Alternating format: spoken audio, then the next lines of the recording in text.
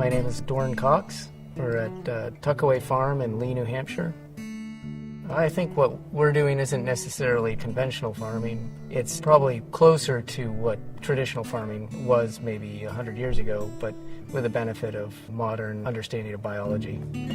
I think that there's not a best way of farming that's been developed. I think it requires constant adaptation and innovation, and that we have yet to see the best agriculture out there. Food and energy independence is the root of democracy and true personal independence. So this is a self-contained mobile biodiesel processor, entirely open source. Hopefully other folks will take some of this and improve it. One other thing to mention here is that this is run on the fuel that it produces. We initially started being interested in making biodiesel from waste vegetable oil. It was abundant. It was a waste product at that time, about 8 years ago, but it was clear that as it caught on that was not going to remain a waste product. It was going to become a valuable commodity, and that's exactly what's happened. It ended up that where we started looking at biodiesel as the primary product, it ended up being one small piece of a much larger project.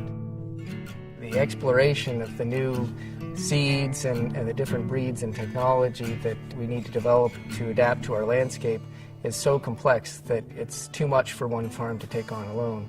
It requires collaboration and cooperation.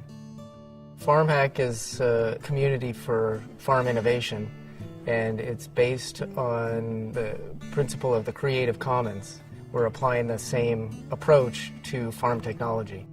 It was founded initially with a meeting of farmers together with some MIT engineers, and then through that we've developed an online community to try and document some of those ideas and expand it so that the design process doesn't stop, but that in fact extends, and people all over the country, or in fact all over the world, can contribute. There's a lot of cases where there's a lot of mutual benefit. The monoculture approach and commodity approach is very linear, and it depends on an entire supply chain that's really out of your own control, whereas what we're trying to build is more like a network or a web, and if any piece of that breaks down, it's easily substitutable. I believe that creating this value and improving the productivity of the land is one of the more important things that anybody can do. We're unique as a species in being able to comprehend these biological systems. It seems like because we have the ability to monitor this, we ought to improve it.